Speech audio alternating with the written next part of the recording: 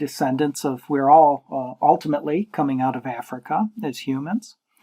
And if we were to take a look, here's the skull of Australopithecus boisei or robustus. You'll notice that they have this ridge down the top of the skull, and that's for muscle attachment. So they have these very powerful jaws. And those jaws primarily would have been used for chewing nuts. They were herbivores, chewing seeds and such. And here's an artist's rendition using what we know about forensics and muscle attachment of what these individuals would have looked like.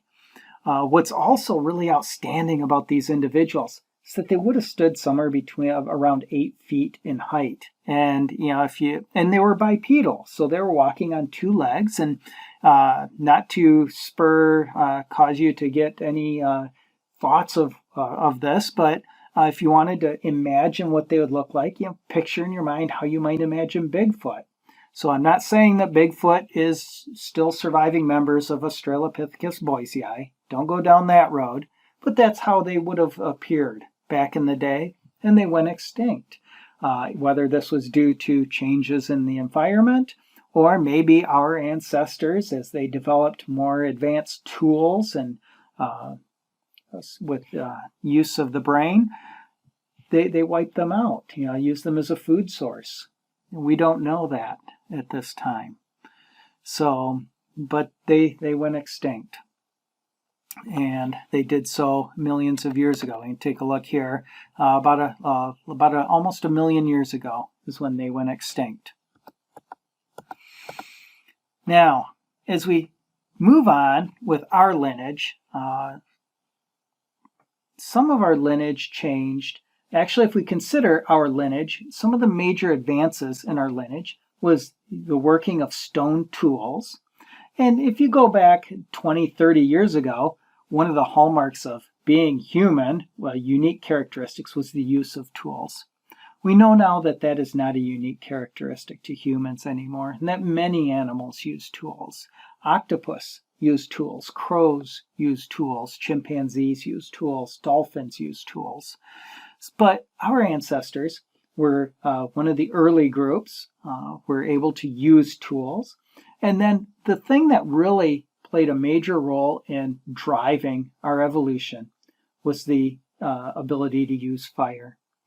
The ability to use fire was groundbreaking in that it allowed us to cook our food. Thus, when you cook your food, you get more calories out of it, and you also kill off parasites. So those parasites don't drain as many calories from you.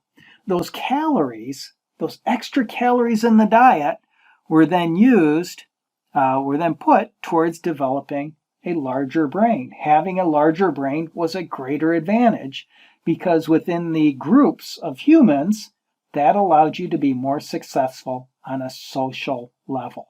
Human evolution is really about social competition. Being able to obtain resources, being able to obtain mates, and that's all a social issue when dealing with our lineage. And so those individuals who had larger brains, that played a major role. Of course, you needed to also have a larger brain to be able to create fire, to create these more advanced tools. So when we think about some of these last surviving lineages of humans, other than modern humans, we often think about the Neanderthals. And so when we look at the Neanderthals, here we've got the skull of a Neanderthal. And what we see in terms of characteristics is that they have a heavy brow ridge. And they also have this very large nostril opening. And this very large nostril opening goes hand in hand with this barrel-like chest, very robust chest. And so this tells us that they're very active individuals, very athletic individuals. If they were alive today, they would be very prominent in the Olympics because of their endurance, their ability to go for long periods. They could really get in lots of air as they were working. This brow ridge would protect the eyes, not only from sweat that was coming off of the skull, but perhaps if they were being struck as well to protect the eye. Furthermore, we find that they were shorter. Here's a skeleton of a modern human. Here's Neanderthal. They tend to be shorter, stockier. And the other thing we find is that their bones are much thicker. So we know that they were much stronger than modern humans would have been. And in fact, it's not uncommon when we find their bones that we find that they had experienced broken ribs, maybe a broken arm or fingers over their lifespan. One of the things we typically don't find are evidence of broken legs that have healed. In that if you're a Neanderthal and you had a broken leg, then you were left behind. And so the tribe would not wait for you, or the clan would not wait for you, and you were left behind and left for dead. So when we look at the tree of life of here, so here we have, going back 2 million years ago, we have Homo erectus.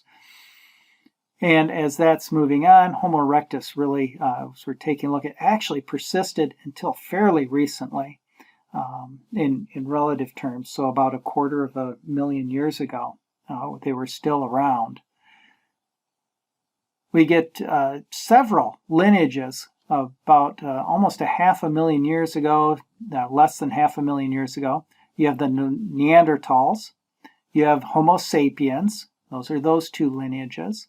You also have another group of humans called the Denisovans.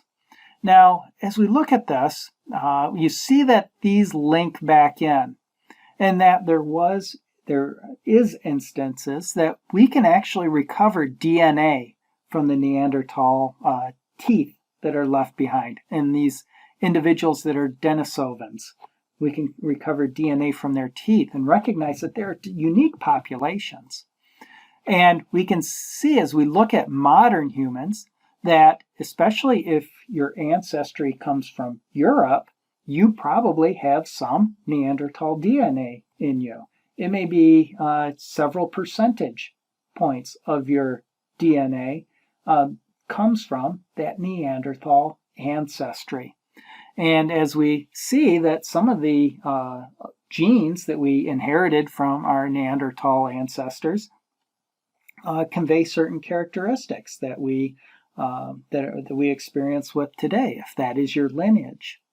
Another, if we look at the Denisovans, individuals who are of Asian descent, or if we take a look at the Aborigine tribe in Australia, they share a fair amount of Denisovan DNA has been linked back due to crossbreeding of these populations relatively recently prior to the extinction of those populations. Why the Neanderthals and Denisovans went extinct, we're not sure. There's some evidence taking a look at the Neanderthals could not adapt to their changing environment. So we see that a changing environment does have a profound effect on organisms.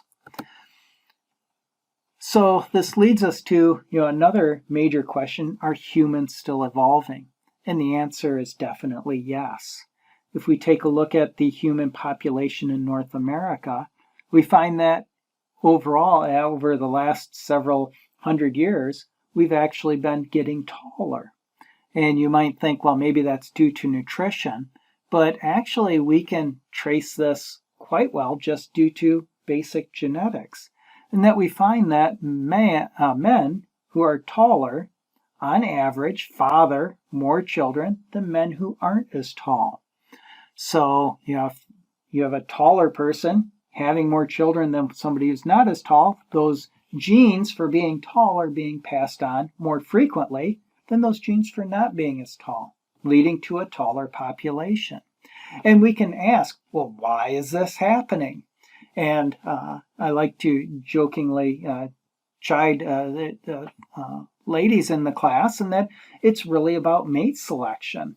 And if you think back to when the ladies in this class were little princesses of 4 and 5 years old, and they thought about who Prince Charming was.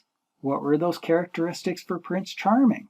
Well, he was tall, dark, and handsome. And what's the first one of those? And that is a sexual selection. that we see within this population. So leading to our population becoming taller over time. So yes, indeed, we are still evolving. So that's just kind of a brief overview on human evolution, kind of the basics. There's certainly a whole lot more. You can take an entire courses on human evolution. I would encourage you to do so if you're interested in learning more about it.